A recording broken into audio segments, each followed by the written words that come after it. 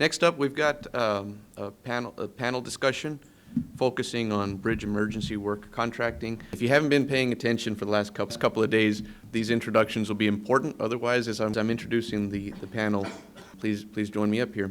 First up, David Miller. He graduated from Louisiana State University in 1986 with a Bachelor's of Science degree in Civil Engineering. He has been with the Louisiana Department of Transportation and Development for over 34 years. Currently, he is the Chief Maintenance Engineer, where he has responsibilities for the headquarters maintenance sections. We also have Tim Sherrill, who will be joining us for this panel discussion. He's got a Bachelor's in Civil Engineering from North Carolina State and worked for law engineering for 12 years, performing materials, constructions, facilities, and structural engineering work. Tim joined NCDOT in 2001 in the Materials and Test Unit, supervising pre-stressed concrete production and inspection, and he moved to the Structures Management Unit in 2002, where he currently works as a preservation and repair staff engineer for NCDOT Structures Management Unit, developing and overseeing bridge preservation projects. Our last panel participant, Richard Dunn. Dick Dunn was with the NCDOT for 30 years, holding positions in bridge inspection, bridge project management, maintenance, and operations. He was a state transportation engineer, and in his final 7 years in New Jersey DOT, he was the state bridge engineer. He says he's had a difficulty holding a job for the last 10 years. He's first left to Michael Baker International, and then the Center for Advanced Infrastructure and Transportation at Rutgers University. And finally, he currently is working as the National Director of Bridge Preservation for GPI. Now that the group has been introduced, I'd like to turn to each of them to provide some remarks on how the agency or the company that they work for has addressed emergency contracting work. David, we'll start with you. Thanks, Stephen. Unfortunately, we've had a lot of experience with emergency contracting in our state for various reasons, and I would say that it takes a declaration of either our secretary, the governor, or the president to kick in all of the procurement rules that are unique to handling emergencies, and those procurement rules essentially are the same for all three of those declarations. So, if we have a bridge fire, our secretary can declare an emergency. We can invoke various different kinds of contracts. We can go select directly and just have a contractor work, or we can do some sort of shortened advertisement and bidding type thing. The other thing that bridges get affected by in our area for sure is hurricanes, and we had a bad one a couple months ago, and there was a lot of emergency contracts done on mainly our movable bridges. We had one in particular that was quite interesting, but it was a real pain because it was a movable bridge that was a one-way in, one-way out, and so there was a lot of thinking on the fly as we dealt with it. But so we have different ways of handling emergencies and different ways of funding them as well. So I would say that the federally declared emergencies are almost always exclusively funded federally. The local emergencies that occur can be funded federally or with state funds. So that's sort of a little bit of it in a nutshell of what we do. Unfortunately, we've gotten really good at it because we've had a lot of experience in it. Yeah, so in North Carolina, I'm kind of, for those of you that are in our peer exchange yesterday, this is a little rehash of that, but in North Carolina, similar to Louisiana, for emergency situations, typically that's handled through our, is initiated by our folks in our 14 divisions, whatever the situation is. Those division personnel will look at it. They'll run it up through the chain to our chief engineer's office, and the chief engineer, through collaboration with us and other entities throughout the state, will decide whether that is a true emergency or not. And depending on the situation, the severity, maybe the ADT on the bridge, how impactful is it to traffic? That he may impose certain limitations on contracting, or it may be more of an open type thing where we go select a contract or contractor that we want to work with. Typically in those kinds of situations, we'll work with that contractor and make a decision. Really, it's kind of a collective decision between the division and the contractor, but it could either go lump sum or a force account type of situation. When you get into more situations with hurricanes, luckily we haven't had one that's hit us too bad in the last couple of years, but we've had plenty of experience, not quite as much as Louisiana has had in the last few years, but we've got plenty. But in those situations, our divisions down east near the coast that have those kinds of storms hit them all the time, they have contracts ready to go that are going to be satisfying federal requirements. So that's easier for them to handle. But in situations maybe further inland and other areas where they're not quite used to having to deal with federal type issues in emergency situations, it's they can require a little bit more guidance to help them get through those federal type requirements. I guess that's sort of it in a nutshell for us. When we were setting this panel up, we were wondering, like, well, when do the other folks get involved? Like, when do the vendors get involved? When do the consultants get involved? And obviously, in a lot of these situations, the DOTs first turn to their own engineering staff to see if they can't, solve the crisis of the minute. And they work with them, and, that's what it was like at New Jersey DOT. And, talking to the folks here, it's kind of the way they do it too, for the most part. But as we've all faced the shortages, as people have left and not been able to refill, and there's been issues in terms of developing and having staff available, state DOTs have been going to on-call contracts so that they are available for their maintenance engineers, their directors of bridge, or whoever might need them to respond at a minute's notice. So they have those. A lot of states are turning to that, and so consultants will compete for those and get selected, and then when something comes up, you get the call. In New Jersey, actually, they basically it's a small state. I did mention this in our panel session yesterday with Tim and the folks in there. They basically have a north, central, and south emergency on-call contract that the consultants all submit an RFP on and proposal for, and they'll select 3 for a 2-year cycle. And if an emergency comes up, and it has to be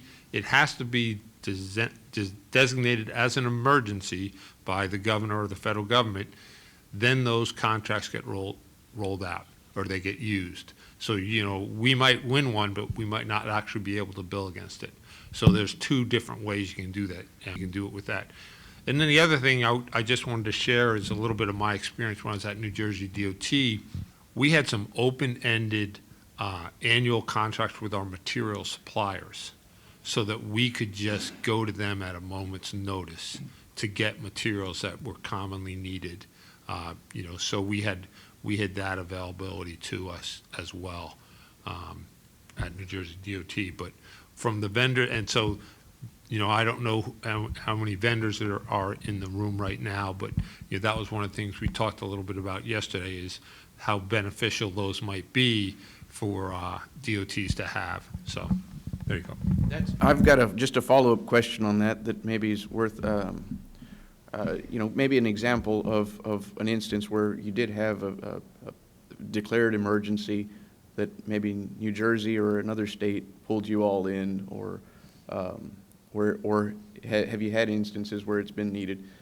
I know on Texas's side of things, it seems like there's extra level of coordination that's required, so we try to do that type of stuff in-house. But I don't know if he knew this, but one of his cohorts was actually the project manager on site for the Sunshine Bridge accident that occurred, 3 years ago or so. And so he was already the project manager for a project that was ongoing, but GPI, we tapped into GPI for them to manage the the construction side of it. Yeah, so that's the other way that we get involved is basically if you have a contract already working on the job or on the bridge or on the stretch of highway that's done, is they'll just cut a change order to that. But what happens on that, we just become it's been my experience that we just become an extension of the DOT staff. A lot of times we'll mobilize and be in the DOT's office, in a war room, looking at the as-built that are printed right there, and they know where all that information is. So that's how that actually works in practice. Yeah, on large events, like what you dealt with, you're going to have a team of consultants coming in and dealing with everything there is, and on large, scary stuff. Mike wants to say something. Now, I was just going to mention, we were fortunate, we had Michael Baker there for an inspection, so immediately we just extended that contract out to look at more stuff rather than just the top portion of the truss span. But we really didn't have a mechanism for emergency. We still don't, but Tennessee did. So they immediately became the lead and picked their contractor and stuff. So it was fortunate we were sharing the bridge with Tennessee, and they stepped in and hired the contractor, and we participated and they took the lead with that because they had an on-call service ready to bring in something like that. There was a question about lead, who takes the lead, and here it's Arkansas, Tennessee took the lead for the design phase.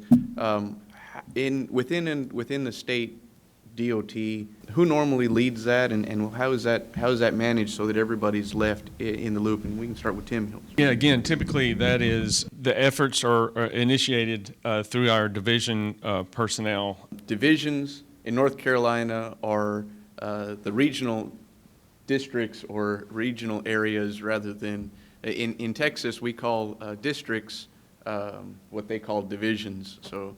Yeah, we do it the right way. They do something else. But anyway, but yeah, so again, it's sort of initiated through our divisions, and it's usually kind of started off by our maintenance folks, because they're usually the ones that kind of first encounter the issue. But when it comes to, when we get a contractor on board, let me back up a minute. If we pull in a consultant to help us with analysis or design, then it's probably going to be working through, again, the division contracting office there to help pull those guys on board.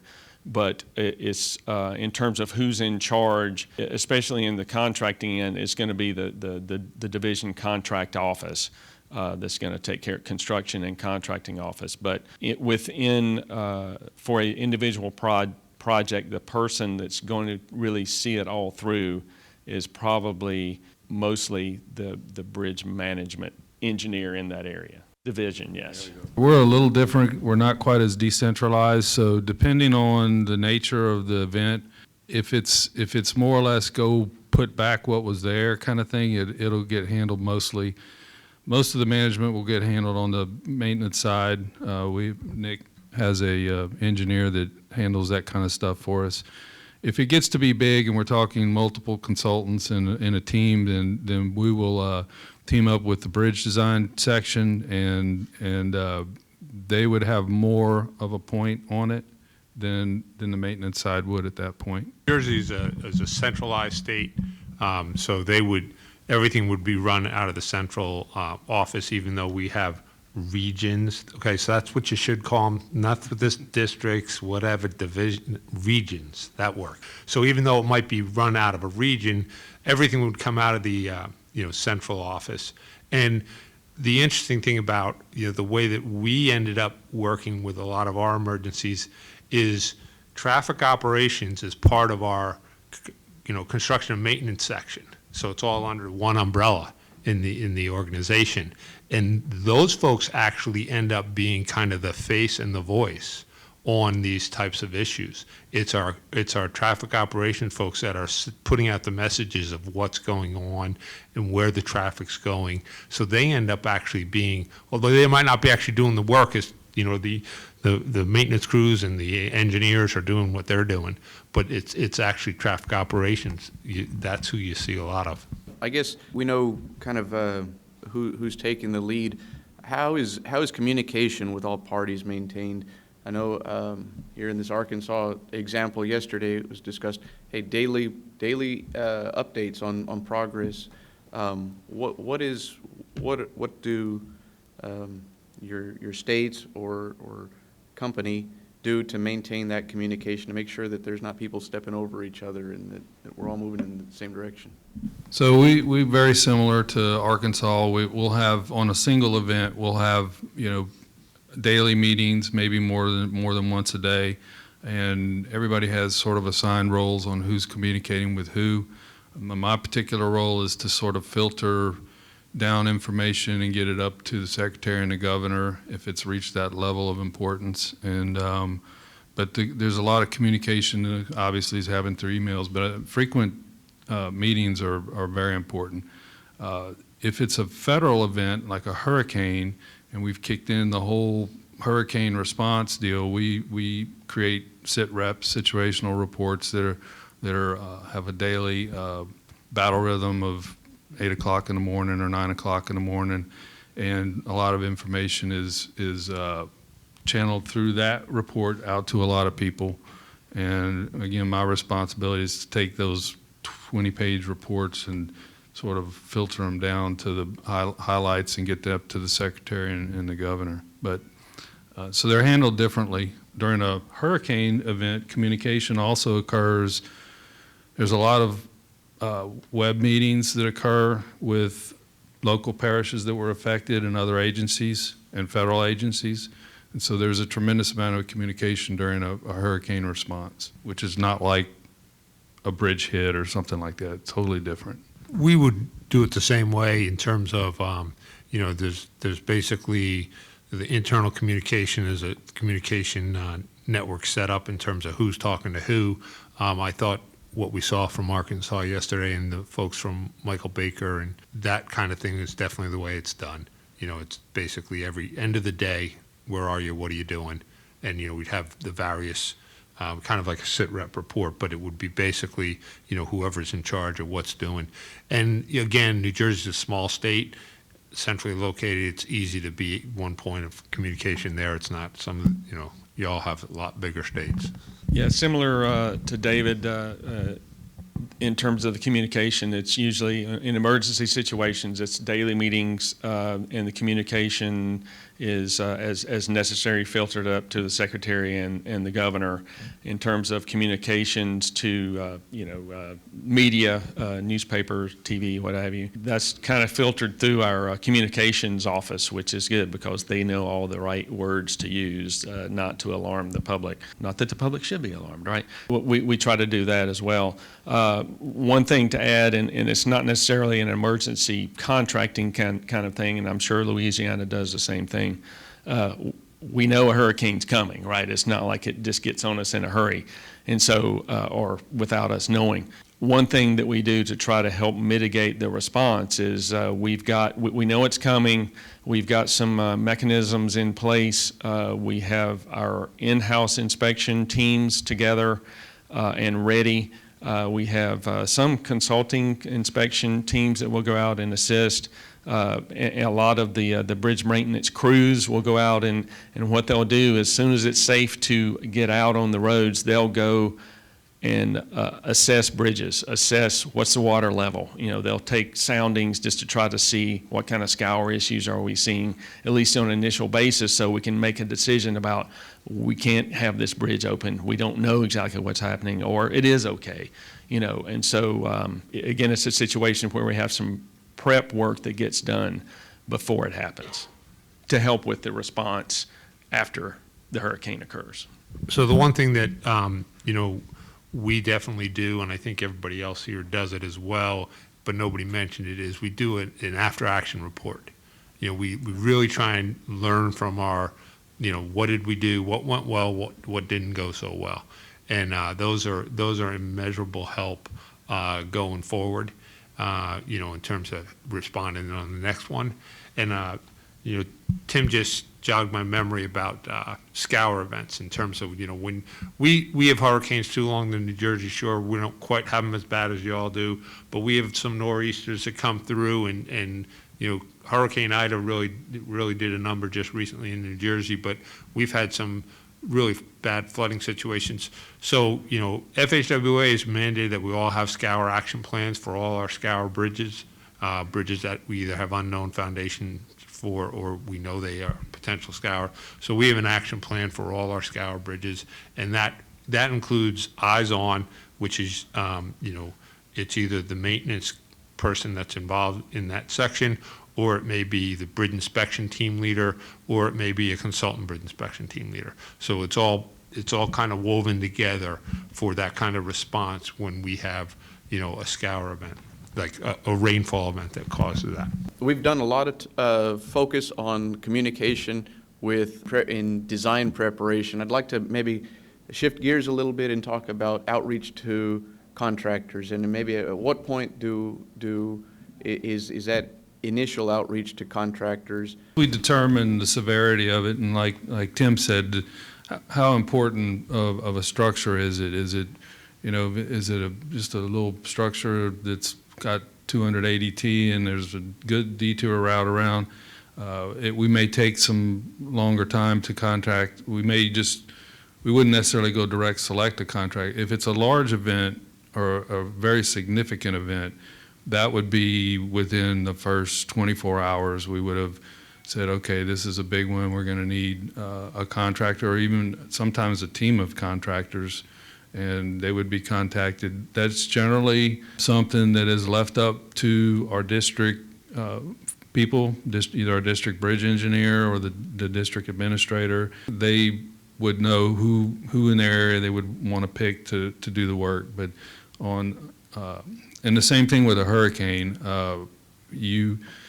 Most of the time, the damage from hurricanes for us is on our movable bridges, and there's a very small handful of contractors that can actually fool with those. So the process would be the same. If it's a significant structure that's very important, it would be within 24 hours. We would have contacted a contractor and generally have them under contract within 2 to 3 days. New Jersey is a little bit different in that we basically have contracts developed already with our contractors to resolve priority bridge inspection actions. And what ends up happening is those contracts get used in these types of situations. So we'll have a north, central, and south bridge contract, for lack of a better word, which basically has all the typical items in it that we've dealt with in the past for bridge inspection priority actions. So all those items are already in there. Many of those items are the same ones you'd use in an emergency. If they aren't, they'll just do a change order to those contracts. So that's basically how New Jersey would respond to that, and they're annual. If we don't have an event that needs those, they'll just continue their merry way doing the priority action repairs. That's like a job order contract for bridge emergencies, essentially. Okay, interesting. TxDOT's got something similar. One of our districts is a frequent route for getting hit by overheight impacts, and they've got pretty much an on-call overheight impact repair contract. And if there's something that requires, maybe it's a beam replacement rather than a beam repair, a strand splicing or heat straightening. If it's significant work, it'd be change ordered. Another tool that we've got in our toolbox is if one contractor in a neighboring district is already mobilized, well, that the district with the affected district might, if they have an emergency, they can pull that contractor in, and then I guess there's an agreement that's made between the two districts to reimburse for that impact. Similar to what David said, it depends on the severity of the emergency, how urgent are the repairs. If it's a situation where it is very urgent and our divisional folks are allowed to go to a single contractor without having to bid. A lot of times, the folks in the division construction offices, the resident engineers, they know the better contractors or the contractors that are easier to deal with. And so depending on the nature of the work, is going to help guide them to which contractors they want to contact, and it's going to be a situation of, do you have the capacity to do this now? If not, they have to go somewhere else. But so that in those situations where it's very urgent, then yeah, it's within 24 hours. We'll be in contact with those guys. If it's a little bit less urgent and maybe a situation where we're allowed to identify, maybe 3 bidders, 3 contractors, that's probably within a few days, and that's a situation where we would probably pull the contractors in and have sort of a constructability review so that we can all kind of talk about the same thing and make sure we're having the same plan of what we want to do. And, because contractors are, we may think it's going to be the best way to do it this way, and they're going to have a better idea, or the other contractor is going to have another idea. And so that helps guide us put together repair plans, or the consultant if we pull a consultant in. So, but yeah, it depends on how urgent it is, but typically within 24 hours, maybe 3 days. That's a good thing to just chime in on. The contractor's input, I think, is real critical. And I guess depending on the scope of the damage or the emergency that's being responded to, it may be, hey, let's completely redesign this fix. Are there any examples where maybe something like that has happened, where contractors' input kind of reframed or changed the ultimate fix, or morphed it a little bit even? I'm trying to think of a situation like that. I know that we've had some situations where, particularly with pre-stressed concrete girder strikes, I'm always wanting to fix them. I think we can fix it, but the contractors, a lot of times in those situations, they have a very practical sense about how to do the things, and also thinking about time.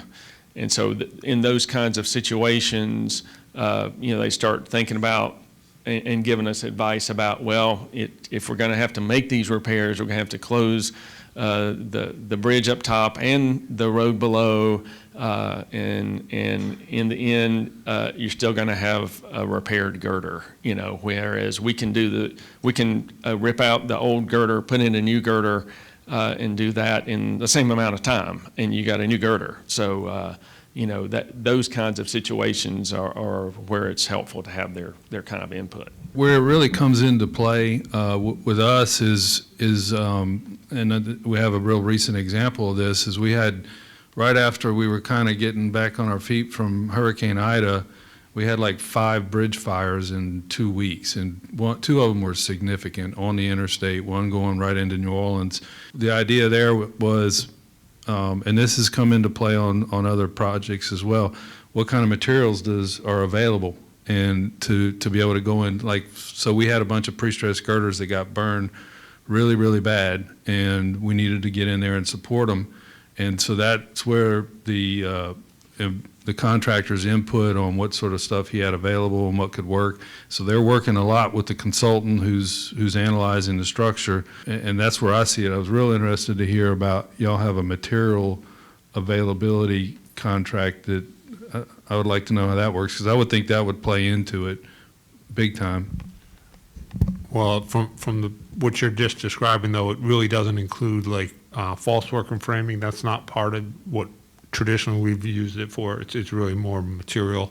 Mike, did you just want to talk a little bit about how the contractor and consultant worked on I-40? Because I know they touched on it yesterday, but Get Tennessee a little closer. He could probably answer this a little better. No, the original short-term fix. They had it a lot closer to the fracture. And when the contractor looked at it, he was very nervous about drilling all these holes so close and worried about that crack running and stuff. So basically, they went back to the drawing board and stretched out. So a lot of the repair work was away from the fracture as opposed to the initial what the designers had come up with. So yeah, contractor came in and looked at it, and basically they redid everything after he looked at it. He said he didn't want to do that. So contractor had a lot to say in the 40 repair. I would just say one recent one not so recent, but when I was at New Jersey DOT, it was a concrete standard concrete I-girder bridge that had like a low clearance on a ramp off our interstate. Well, interstate to interstate connection is about 14.5, and it had been hit a bunch of times, but scrapes and not that bad. And then this guy took out like the fascia girder and damaged the first interior girder, but it was a local road over. So we were able to basically, we were talking about, like Tim was saying, like, how are you going to repair this and what are you going to do? And you're going to have to close the road up top and you're going to close the road down below. And what we ended up doing was basically, after talking to the contractor community about, who can do this and what can they do, we ended up settling on a prefabricated superstructure and deck alternative with steel girders. They basically went out there and replaced that whole span in like an accelerated bridge construction situation, and that was a great, and now, when you drive down the road, there's one, the southbound side, it's got this nice high clearance with steel girders, and the northbound side still got the concrete girders, but it's on a different slope, so it doesn't get hit as much.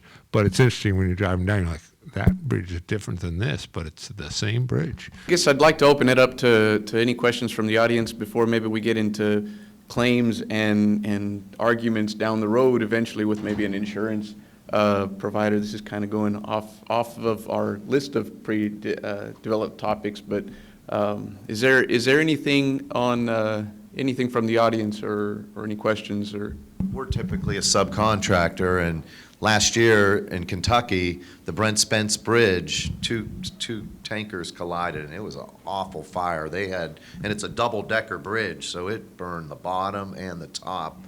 And the bottom, they didn't have to replace the deck. They were able to do an overlay. It was Sunday night, and we get a call from Kokosing, a big construction company. Can you be at work next week on this? And it just happens so fast. everybody's supposed to be ready to drop everything. I guess with the GPI's consultant contract, if there's an emergency, you've got to drop everything and reassign people. I guess just like if a DOT was going to be doing it in-house, but you've got to shuffle priorities for sure. Maybe moving on to after the project is complete, we don't deal with it very much in my group at least, but I'm curious to hear how that interaction with the responsible party for the damage in the case of overheight impacts, or if a barge impacts, or if there's a third party insurance claim associated with it, what that involves, and are those usually drawn out arguments and discussions, or is that an easy, hey, we've got a before picture from an inspection report, we've got an after picture of the damage report, you can clearly see it. If lawyers are involved, it's never easy. So like Sunshine Bridge that we did a presentation on back in Baton Rouge, we're still in litigation on that. As a matter of fact, we have negotiations starting tomorrow.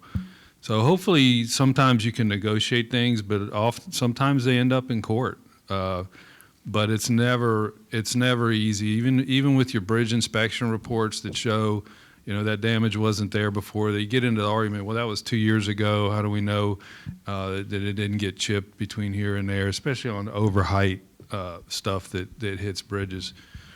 We've been pretty successful in getting money put back into the, through litigation or just negotiations. But yeah,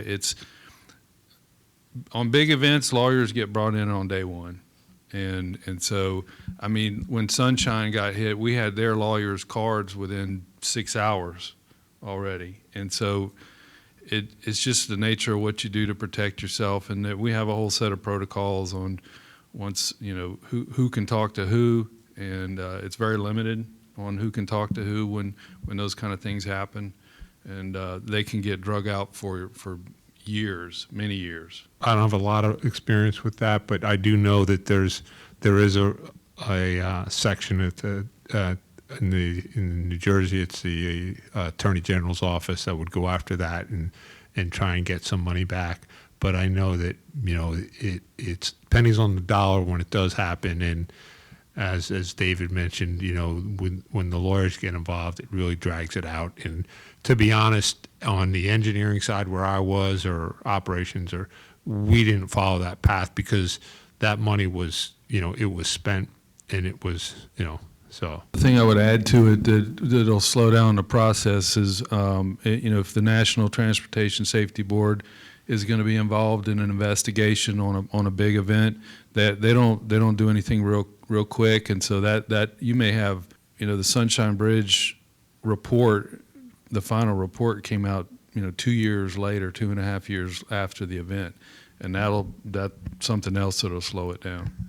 All the same, you know, it's a lot of times we have impacts and strikes, and we don't know who hit them, obviously, in those situations, and so we just have to take care of it ourselves. But when you get it, you find the insurance, you find out who hit it, and it's dealing with the insurance companies and lawyers, and so that's when it gets bogs down and gets beyond me, so I don't deal with that, but that can be a difficulty. We recently had one that it was actually an active construction project where a bridge was completed and the contractor was hauling underneath that and had a driver that didn't put his bed down and hit pre-stress girder, and so we didn't have to pay anything for that. They just took care of it. So, Thanks, Tim. I'll just put a plug. You know, I guess a comment was made that it's hard to prove if damage was done by one party, or if to identify the culprit.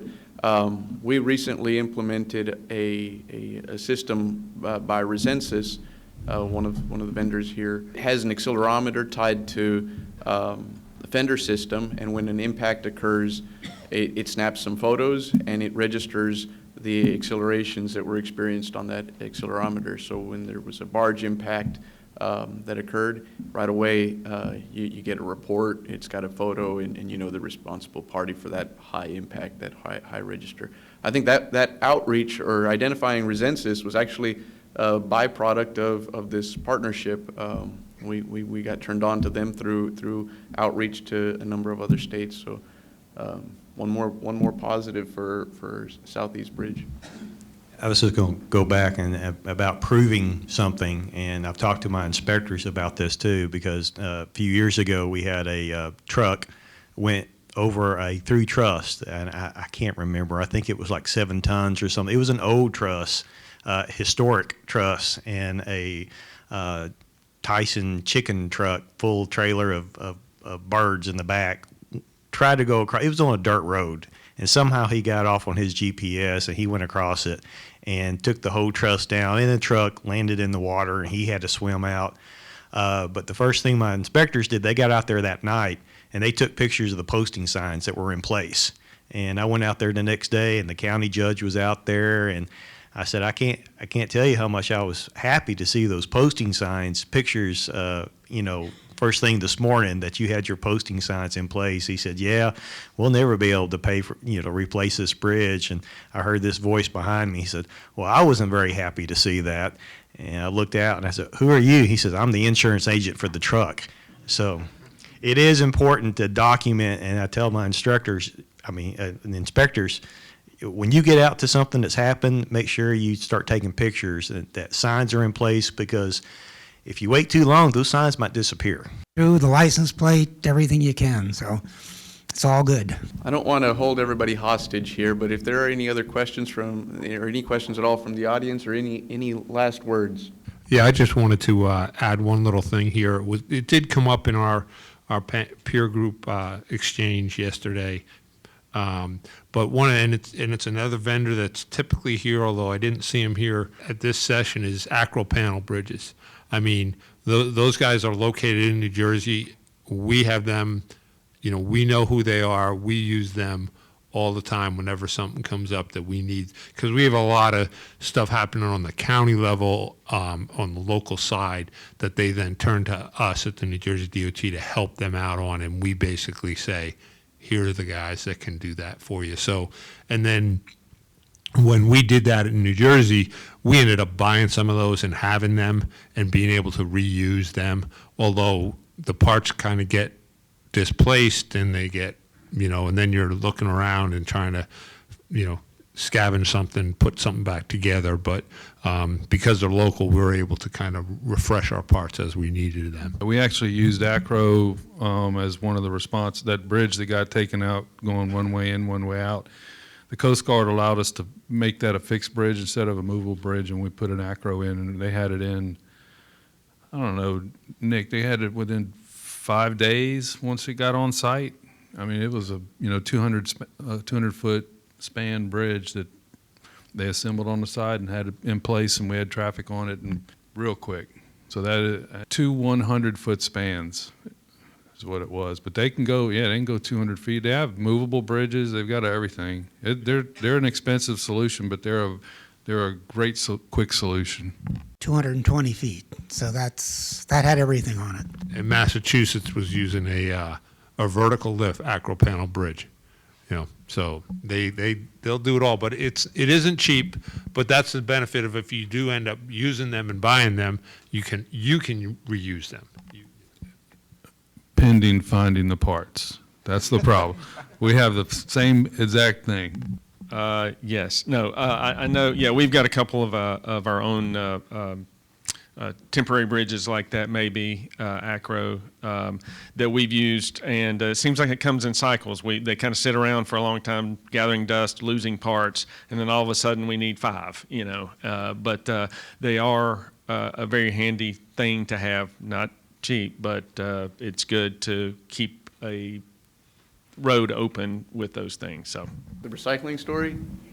I don't know that one. Here, we got a recycling story from Texas. More like an anecdote. So, Tim, you said they sit around for a long time gathering dust because you don't need them very often, but it's really nice to have them when you do need it.